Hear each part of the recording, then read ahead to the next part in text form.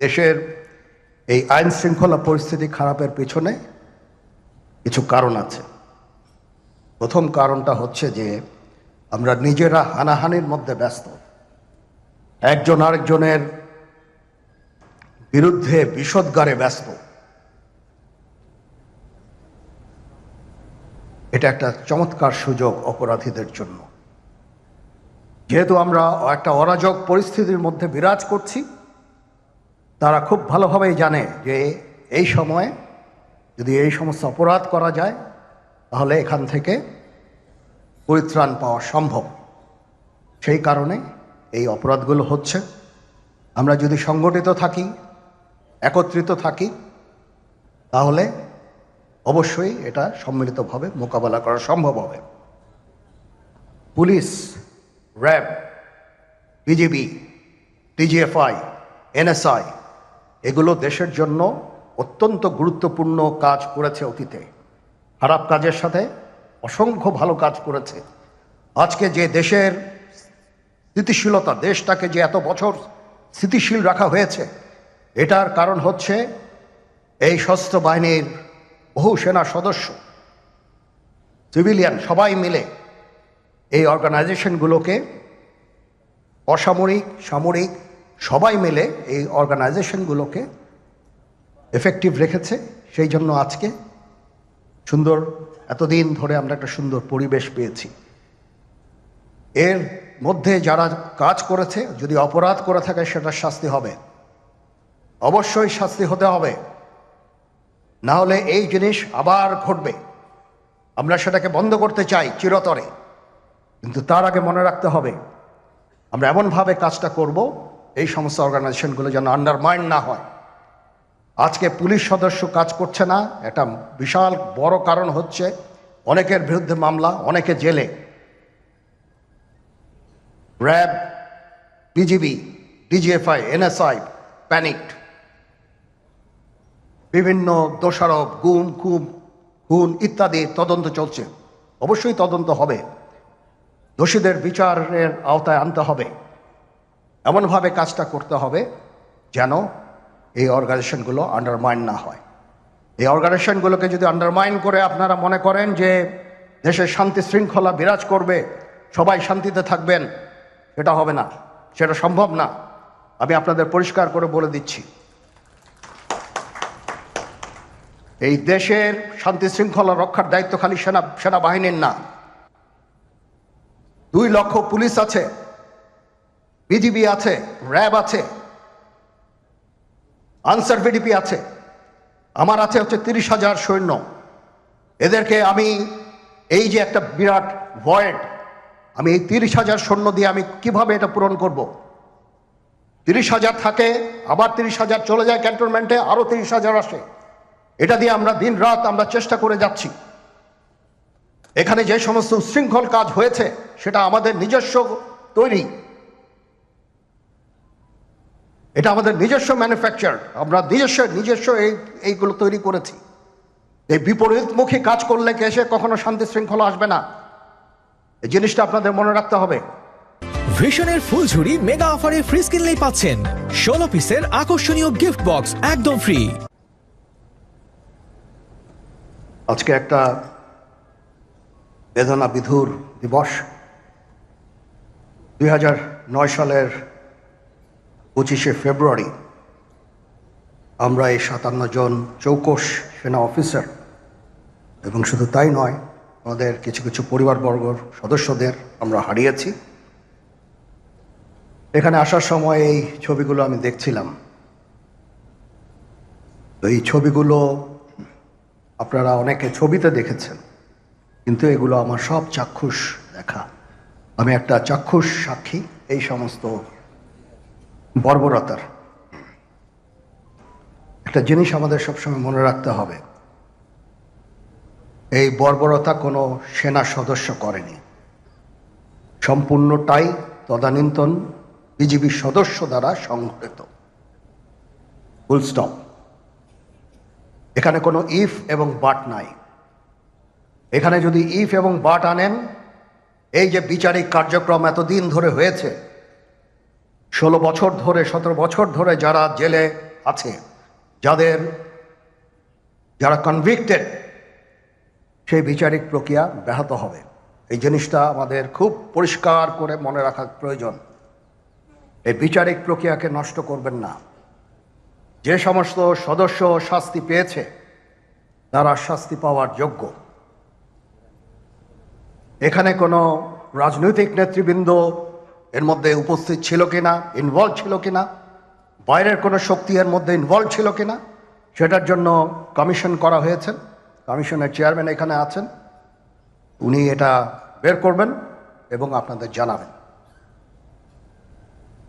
Bottom line হচ্ছে যে এই সমস্ত আমাদের এই চৌকস সেনা সদস্য যারা প্রাণ হারিয়েছেন, তারা প্রাণ হারিয়েছেন তদানীন্তন বিডিআর সদস্যদের গুলিতে। আমরা নিজেরা এই সমস্ত জিনিস নিয়ে অনেক ভিন্ন মত পোষণ করছি। কেউ কেউ এই জিনিসটাকে ভিন্ন খাতে প্রবাহিত করার চেষ্টা করছি। সেটা আমাদের জন্য মঙ্গলজনক হবে না।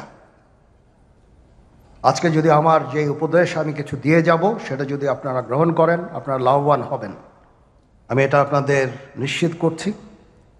আমরা নিজেরা ভেদাভেদ সৃষ্টি না করি, আমরা নিজেরা ইউনাইটেড থাকি। আমাদের মধ্যে যদি কোনো সমস্যা থেকে থাকে, কোনো ব্যত্যয় থেকে থাকে, কোনো গ্রিভান্সেস থেকে থাকে, সেটা আমরা আলোচনার মাধ্যমে সমাধান করব। এটার জন্য ডানে বায়ে দৌড়িয়ে কোনো লাভ হবে না, নিজের ক্ষতি ছাড়া কোনো লাভ হবে না। আমি আপনাদের এই জিনিসটা নিশ্চিত করে দিচ্ছি। কিছু কিছু সদস্যদের দাবি যে তারা 2009 সাল থেকে আজ পর্যন্ত বিভিন্ন শাস্তি পেয়েছেন। কেউ কেউ দায়ী করছেন যে তারা অযাচিতভাবে শাস্তি পেয়েছেন। সেটার জন্য আমি একটা বোর্ড করে দিয়েছি, একজন লেফটেন্যান্ট জেনারেল সেই বোর্ডের সদস্য। প্রথম ফেজে 51 জন সদস্যর ব্যাপারে আমার কাছে রিকমেন্ডেশন নিয়ে এসেছে। তার রিকমেন্ডেশনের অধিকাংশই আমি গ্রহণ করেছি এবং আরও বেশি আমি দিয়েছি। নেভি এয়ারফোর্সও তাদের এই কার্যক্রম চালিয়ে যাচ্ছে। আমার স্ট্যান্ড পয়েন্ট হচ্ছে, যদি কেউ অপরাধ করে থাকে সেটার জন্য কোনো ছাড় হবে না, বিন্দু মাত্র ছাড় নাই। আমি আপনাদের পরিষ্কার করে দিচ্ছি, it is a discipline force. Discipline ফোর্সকে ডিসিপ্লিন থাকতে দেন। আজকে এই যে দেশের ক্রান্তি লগ্নে সমস্ত বাহিনী, সমস্ত অর্গানাইজেশন বিপর্যস্ত হয়ে পড়েছে। খালি সেনাবাহিনী টিকে আছে, বিমান বাহিনী টিকে আছে, নৌবাহিনী টিকে আছে। কেন? Because of discipline. তারপরেও আমি আমার অফিসারকে আদেশ দিয়েছি, যদি সামান্যতম কোনো সন্দেহের অবকাশ থাকে, কোনো কার বিরুদ্ধে যেই অ্যাকশন নেওয়া হয়েছে, অপরাধী কিনা যদি সামান্য কোনো সন্দেহের অবকাশ থাকে, সেটা তাদের ফেভারে যাবে। এটা হচ্ছে আমার ঢালাও নির্দেশ। সেই হিসাবে বিভিন্ন প্রস্তাব আমার কাছে এসেছে। কোনো কোনো প্রস্তাবে আমি আরও আমার নিজে থেকে যোগ করে আরও বেশি আমি দিয়েছি। এভাবে পর্যায়ক্রমে অফিসাররা অ্যাপিয়ার করবে, আসবে, এবং তাদের এই জিনিসগুলো আমরা দেখব। দেখে যদি মনে হয় যে তাদেরকে করার অবকাশ আছে কিছু, অবশ্যই আমরা করব। এটা ন্যায় নীতিতে আমরা প্রতিষ্ঠিত থাকব ইনশাআল্লাহ। আপনারা কিছু মনে করবেন না, আজকে আমি একটু পরিষ্কার করে আমি কথা বলতে চাই। আপনাদের সবার হয়তো ভালো নাও লাগতে পারে, কিন্তু বিশ্বাস করেন, আমার এটা যদি আপনারা গ্রহণ করেন, আপনারা লাভবান হবেন, কোনো ক্ষতি হবে না দেশের। আমার অন্য কোনো আকাঙ্ক্ষা নাই। আমার একটাই আকাঙ্ক্ষা, দেশ এবং জাতিটাকে একটা সুন্দর জায়গায় রেখে ছুটি করা। I had enough. Was last 7-8 months I had enough. আমি চাই দেশ এবং জাতিকে একটা সুন্দর জায়গায় রেখে আমরা সেনানিবাসে ফেরত আসব।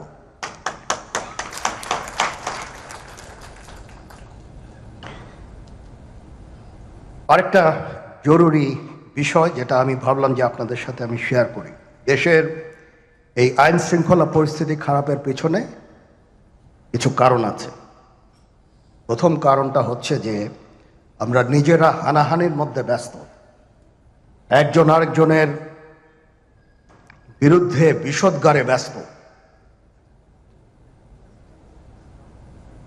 এটা একটা চমৎকার সুযোগ অপরাধীদের জন্য। যেহেতু আমরা একটা অরাজক পরিস্থিতির মধ্যে বিরাজ করছি, তারা খুব ভালোভাবেই জানে যে এই সময়ে যদি এই সমস্ত অপরাধ করা যায় তাহলে এখান থেকে পরিত্রাণ পাওয়া সম্ভব। সেই কারণে এই অপরাধগুলো হচ্ছে। আমরা যদি সংগঠিত থাকি, একত্রিত থাকি, তাহলে অবশ্যই এটা সম্মিলিতভাবে মোকাবেলা করা সম্ভব হবে। Police, RAB, BGB, DGFI, NSI এগুলো দেশের জন্য অত্যন্ত গুরুত্বপূর্ণ কাজ করেছে অতীতে। খারাপ কাজের সাথে অসংখ্য ভালো কাজ করেছে। আজকে যে দেশের স্থিতিশীলতা, দেশটাকে যে এত বছর স্থিতিশীল রাখা হয়েছে, এটার কারণ হচ্ছে এই সশস্ত্র বাহিনীর বহু সেনা সদস্য, সিভিলিয়ান সবাই মিলে এই অর্গানাইজেশনগুলোকে, অসামরিক, সামরিক সবাই মিলে এই অর্গানাইজেশনগুলোকে এফেক্টিভ রেখেছে। সেই জন্য আজকে সুন্দর, এতদিন ধরে আমরা একটা সুন্দর পরিবেশ পেয়েছি। এর মধ্যে যারা কাজ করেছে, যদি অপরাধ করে থাকে সেটা শাস্তি হবে, অবশ্যই শাস্তি হতে হবে। পরামর্শতে আপনি দেশ ছেড়ে চলে যান, এই অবস্থা হলো আমার। আমি তো মনে করি না আমার এই অবস্থা হয়েছে যে আমি দেশেরই সন্তান, এই দেশেই থাকবো, দেশের জন্য যে কাজ করি সেটাই করব, এটা যতদিন আমি বেঁচে আছি সেটাই করে যাব। আমাকে বিভিন্ন দেশ থেকে আহ্বান জানাই, আমি কেন ওখানে দেশে থাকছেন। আজকেও একটা নতুন দেশ থেকে আহ্বান পেলাম, বলে আমরা সব ব্যবস্থা করে দেবো। এটা আর একটা নতুন দেশ যোগ হলো আছে। কিন্তু আপনি আপনি বাংলাদেশেই থাকতে চান, এবং আমাদের কাছে যেটি মানে আমরা সাংবাদিক হিসেবে আপনাকে প্রশ্ন করতেই হয়। আপনি দেখেছেন যে আপনার প্রতিষ্ঠিত গ্রামীণ ব্যাংকের একটি সংবাদ সম্মেলন হয়েছে, সেই গ্রামীণ ব্যাংকের সংবাদ সম্মেলন থেকে আপনার বিরুদ্ধে যে অভিযোগ করা হয়েছে সেই অভিযোগ মানি লন্ডারিং এর। সেই অভিযোগের ক্ষেত্রে বলা হয়েছে আমি সবচেয়ে ডাকু বাংলাদেশে সবচেয়ে বড় ডাকাত এদেশে, কাজে সেই হিসাবে সবাইকে জানান দেওয়া হচ্ছে, সেই হিসাবে আমি পরিচিত হয়েছে। আমি সবচেয়ে বড় ডাকাত, আমি সবচেয়ে সাংঘাতিক মানুষ, যে দেশের সর্বনাশ করে যাচ্ছি, সেইভাবে পরিচিত হয়েছে। আপনি আমাদের একটু বলবেন যে আপনি বাংলাদেশের জন্য বা আপনার পরবর্তী লক্ষ্যগুলি কি সারা পৃথিবীর জন্য? আপনি তো শুধু বাংলাদেশ নিয়ে ভাবেন না, যে আপনি আসলে কি করতে চান বা কেমন দুনিয়া চান বা কেমন বাংলাদেশ চান, সেটা আপনার কি লক্ষ্য এই মুহূর্তে? ওই যে বললাম যে এটাই হলো আমাদের স্বপ্নের বীজতলা। যে আমাদের স্বপ্নগুলো একটা একটা দাসে একটা নতুন আইডিয়া আসে, সেটা একটা বীজতলা। এটা আমরা ট্রাই করে দেখি, একটা ছোট আকারে করি, এটা সফল হলে একটু বড় আকারে করি। এটা বাংলাদেশি করে একবার সফল হলে সারা দুনিয়া এটা লুফে নেয় দেওয়ার জন্য। সারা দুনিয়ার লোক এখানে আসে, আমাদের লোককে নিয়ে যায়, সেইভাবে কাজকর্ম করছি। এটা আমরা একটা থাকছি বাংলাদেশে, করছি বাংলাদেশে, কিন্তু সারা দুনিয়ার লক্ষ্য আমাদের দিকে। আমরা কি করছি, কি চিন্তা করছি, কিভাবে এগুলো পরিচালনা করছি। এবং তার মধ্যে ব্যাখ্যা হিসেবে যেটা আমরা বারবার বলছি, আমরা একটা নতুন পৃথিবী গড়তে চাই। সেই পৃথিবী হচ্ছে ৩ শূন্যের পৃথিবী। এটাও বহুবার বলা হয়েছে, তার উপরে বই লিখেছে ৩ শূন্যের পৃথিবী কি হবে, যে জিরো কার্বন এমিশন। যেহেতু পৃথিবী ধ্বংস হয়ে যাবে এই গ্লোবাল ওয়ার্মিং এর কারণে, একে রক্ষা করতে হলে আমাদের জিরো কার্বন এমিশন অ্যাচিভ করতে হবে। কাজে এটা এমন বিশ্ব আমাদের গড়তে হবে যেটা জিরো কার্বন এমিশনের বিশ্ব হবে। Zero wealth concentration. আমরা উন্নয়ন বলছি, যে উন্নয়নের সফলতা গুটিগত মানুষের কাছে যায়। এটা শুধু বাংলাদেশে না, সারা পৃথিবীর এই অবস্থা, যে টাকার সমস্ত টাকা গুটি হতে মানুষের কাছে চলে যায়।